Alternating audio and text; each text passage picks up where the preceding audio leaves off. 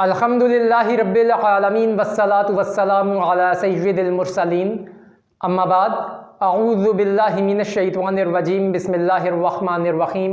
अस्सलाम वालेकुम व्यूअर्स, जैसा कि आपको पता है कि हम फर्स्ट ईयर की मैथमेटिक्स को डिस्कस कर रहे हैं और हमने चैप्टर नंबर 6 स्टार्ट किया हुआ है। चैप्टर नंबर 6 का नाम है परम्यूटेशन एंड कम्बिनेशन। एक्सरसाइज 6.1 के व्यूअर्स हम क्वेश्चन नंबर 7 के फर्स्ट 6 पार्ट्स डिस्कस कर चुके हैं।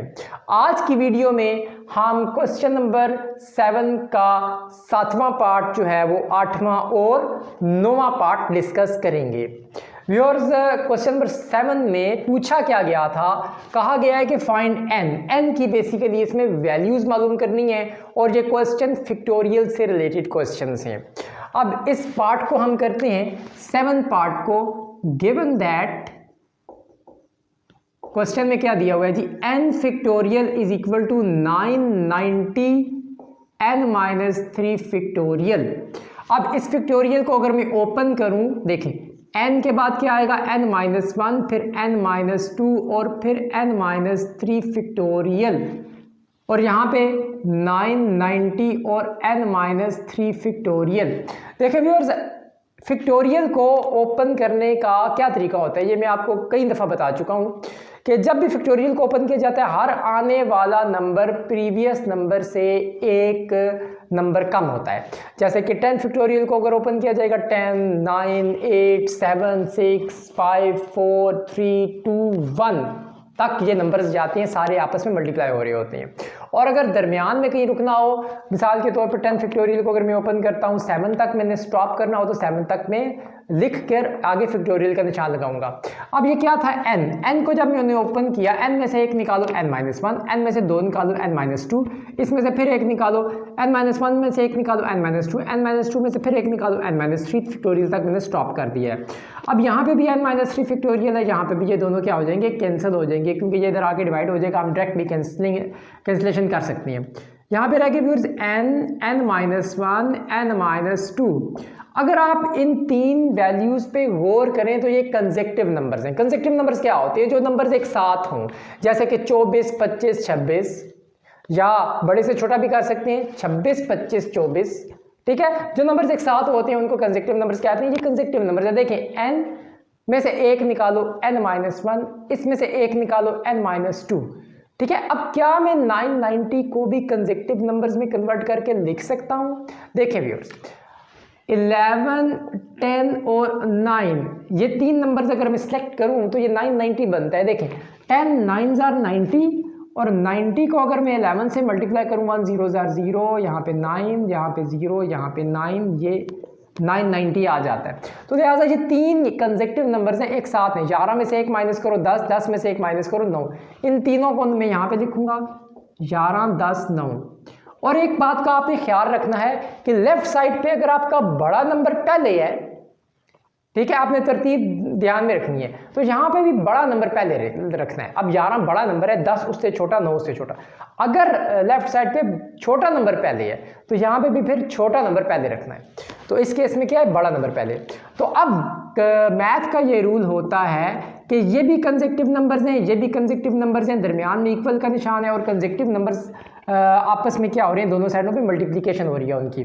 तो पहला कंसेक्टिव नंबर पहले कंसेक्टिव नंबर के बराबर होता है, दूसरा दूसरे के, और तीसरा तीसरे के बराबर होता है। तो नाउ हम कह सकते हैं n बराबर है 11 के, n-1 जो बराबर है वो किसके, 10 के, और n-2 किसके, 9 के। तो ये तो n = 11 आया हुआ है, यहाँ से इसकी वैल्यू अगर हम निकालें तो ये उधर चला जाएगा +1, और ये 9 + 2 n = 11, n = 11। 11 3 बार आ गया, हमने एक बार करके लिखना है। सो n = 11 हमारा आंसर आ चुका है। ठीक हो गया व्यूअर्स, आसान सा पार्ट था। नेक्स्ट पार्ट को भी देख लेते हैं। नेक्स्ट पार्ट है n+1 factorial is equal to 6 dot n-1 factorial. Dot का मतलब मल्टीप्लाई। सबसे पहले क्वेश्चन लिखते हैं जी, गिवन दैट, ठीक है जी, given that n+1 factorial is equal to 6 dot n-1 factorial. अच्छा, हमने इन दोनों फिक्टोरियल में से उसको ओपन करना है जिसमें से, अगर मैं इसको ओपन करता हूं तो जिसमें से दूसरा फिक्टोरियल बन जाए। अगर मैं इसको ओपन करता हूं तो फिर ये फैक्टोरियल आना चाहिए इस फैक्टोरियल में, अगर इसको ओपन करता हूं तो ये फैक्टोरियल इसमें आना चाहिए। अगर मैं फॉर एग्जांपल इसको ओपन करूं n-1 के बाद क्या होगा n-2, n-3, n-4, n-5, ये तो इसी तरह चलता रहेगा। इनमें इस फैक्टोरियल में कभी भी n+1 नहीं आएगा। अगर मैं इसको ओपन करूं, देखें n+1, इसमें से एक निकाल दो n, फिर इसमें से एक निकाल दो n-1, देखें आगे यहाँ पे आप स्टॉप कर दें फैक्टोरियल, यहाँ पे यही रहने दें, ये दोनों साइडों पे सेम है, कटिंग हो जाएगी, ठीक हो गया। फिर ये मल्टीप्लाई हो जाएगा, क्या रह जाएगा n² plus n is equal to 6 इधर आ जाएगा। मिड टर्म ब्रेक कर लें, मिड टर्म ब्रेक इसकी ये बनेगी कि दोनों को मल्टीप्लाई कर रहे हैं, -6 बन रहा है और इसको 3n/2n निकालेंगे, दोबारा n आ जाएगा। कॉमन लें दोनों में से n+3, इनमें से भी n+3, ये दोबारा कॉमन आ रही है वैल्यू n+3 और n-2 रह जाएगा। इसको 0 के इक्वल रखें, इसको भी 0 के इक्वल रखें। यहाँ से n का जवाब -3, यहाँ से n का जवाब 2। माइनस वाला हम कहते हैं नॉट पॉसिबल, क्योंकि फैक्टोरियल कभी नेगेटिव नहीं होता। अब -3 को देखें, अगर मैं यहाँ पुट करता हूँ n की जगह पे तो जवाब क्या आएगा -2 फैक्टोरियल हो जाएगा। तो फैक्टोरियल कभी नेगेटिव नहीं होता, इस वजह से नेगेटिव वैल्यू को हम कहेंगे नॉट पॉसिबल। हमारा जवाब क्या होगा जी, n = 2, ये हमारा रिक्वायर्ड आंसर होगा। पार्ट नंबर 9 को देखते हैं। Solution, given that n+2 factorial divided by 2n-1 factorial is equal to n+3 factorial divided by 2n+1 factorial dot 72 divided by 7, dot का मतलब मल्टीप्लाई। इन दो वैल्यूज़ को मैं ऐसे ही लिखा रहने देता हूँ, n+2 factorial divided by 2n-1 factorial is equal to, इसको मैं ओपन करता हूँ, n+3 के बाद होगा इसमें से एक अगर मैं माइनस करूं n+3 में से तो क्या हो जाएगा n+2 हो जाएगा। तो वहाँ तक मैं स्टॉप कर दूंगा इसको, और इसको अगर मैं ओपन करूं 2n+1 के बाद होगा 2n, फिर होगा 2n-1 स्टॉप। आगे डॉट की जगह मैं मल्टीप्लाई का निशान लगा रहा हूँ ताकि वाज़िया नज़र आए, कोई कन्फ्यूजन ना हो। अच्छा देखिए, ये डिनोमिनेटर के ऊपर है, ये भी डिनोमिनेटर के ऊपर है, ये दोनों कट जाएंगी वैल्यूज़ क्योंकि वो इक्वल के इधर आके डिवीजन में हो जाएगा। डायरेक्ट भी काट सकते हैं, ये दोनों भी कट जाएंगी, क्या रह जाएगा इधर 1, इधर n+3 डिवाइडेड बाय 2n+1 और 2n multiply by 72 divided by 7, ठीक हो गया व्यूअर्स। इस 7 को, ये 7 इधर आके ऊपर मल्टीप्लाई हो जाएगा और ये 72 डिवाइड हो जाएगा, यानी 7 divided by 72 is equal to n+3, और इसको अगर हम मल्टीप्लाई करें 2n को, ये हो जाएगा 2 × 2 = 4n² प्लस 2n। अब ये सारी रकम 7 के साथ मल्टीप्लाई हो जाएगी, 4n² प्लस 2n, और 72 हो जाएगा मल्टीप्लाई n+3 से, ये हो जाएगा 28n² plus 14n, 72n plus 72 को अगर हम 3 से करें मल्टीप्लाई तो 3 × 2 = 6, ये 216 आ जाएगा। अब इन दोनों वैल्यूज़ को इस सेट पे लेके आ जाते हैं viewers, 28n² plus 14n - 72n - 216 equal to 0।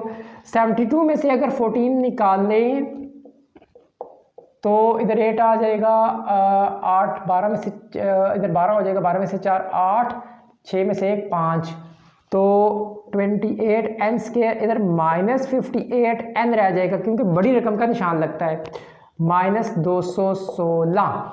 अब यार अगर आप इस पर थोड़ा सा गौर करें इस इक्वेशन पे, तो ये क्वाड्रेटिक बन गई है। अब इसमें से कॉमन पहले ले लेते हैं, 2 को ले लेते हैं व्यूअर्स कॉमन, इधर आ जाएगा 14n² माइनस 29n - 108, तो 0 उधर जाके डिवाइड हो जाएगा उस साइड पे, तो फाइनल जो हमारी इक्वेशन बनेगी 14n² minus 29n - 108 is equal to 0। अब व्यूअर्स इसको आगे सॉल्व करते हैं, इस पे क्वाड्रेटिक फार्मूला लगा लेते हैं, इस पे इसके आप मिड टर्म ब्रेक भी कर सकते हैं क्योंकि वैल्यूज़ थोड़ी बड़ी हैं, इसमें से क्वाड्रेटिक फार्मूला आप इजीली उसमें रहेंगे, आसानी से लग जाएगा। अब n² के साथ जो वैल्यू है उसको हम a का नाम देंगे 14, और n के साथ जो वैल्यू है उसको b का नाम देंगे -29 और c जो कांस्टेंट है -108। ठीक हो गया व्यूअर्स। अब यहां पे क्वाड्रेटिक फार्मूला लगाते हैं by using quadratic formula. Quadratic formula क्या होता है? क्वाड्रेटिक फार्मूला, अब वेरिएबल क्या है? n, इसे आपने n लिखना है -p plus minus under root b square -4ac divided by 2a। Values put करते हैं व्यूअर्स। माइनस ये फार्मूले वाला b की जगह आ जाएगा जी -29, ठीक है ना, ये ब्रैकेट के अंदर भी माइनस लिखते हैं, प्लस -29 का स्केयर -4a और c, ठीक है, डिवाइडेड बाय 2a। अब ये माइनस माइनस प्लस हो जाएगा 29 प्लस -29 का स्केयर क्या होता है व्यूअर्स, ये आपने कैलकुलेटर से करना है, तो मैं इनका कैलकुलेशन कर चुका हूँ। 29 का स्केयर होता है 841, माइनस खत्म हो जाएगा स्केयर की वजह से, ये माइनस माइनस प्लस हो गया। 108 और 14 और 4 को अगर हम मल्टीप्लाई करेंगे तो आएगा 6048।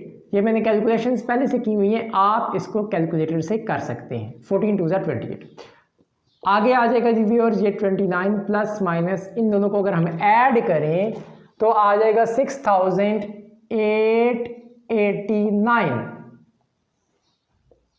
अब इसका अंडर रूट लेना है, 6889 का अंडर रूट होता है व्यूअर्स 83।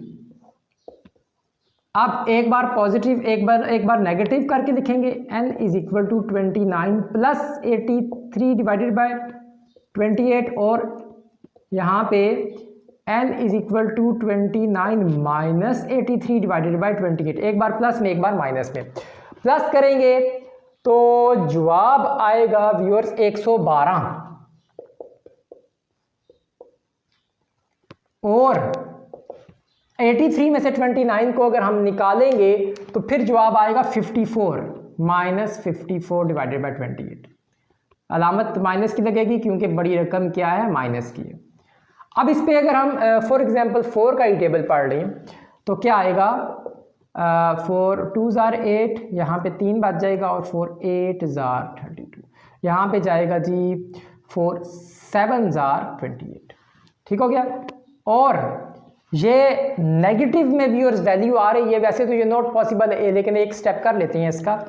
ये होगा n इज इक्वल टू, थोड़ी सी कटिंग कर लेते हैं, 2 इधर 7 और नीचे 14। ठीक है, इसको हम लिखेंगे नॉट पॉसिबल, ये नेगेटिव वैल्यू आ रही है क्योंकि नेगेटिव वैल्यू मैंने आपको कई पार्ट्स करवाए हैं, हमने उसमें यही कह रहे थे नेगेटिव वैल्यूज़ को इग्नोर करेंगे, नॉट पॉसिबल, क्योंकि फैक्टोरियल फिर नेगेटिव हो जाएगा उसमें। ठीक हो गया व्यूअर्स। अब इसका अगर हम इसको करें n, इसकी जब कटिंग हो जाएगी 7 4 जार 28 होता है। ठीक हो गया व्यूअर्स। तो जब आपने इसकी कटिंग की थी एक बार इसको देख लें, 2 2 जार 4 और आगे 7 1, ठीक हो गया।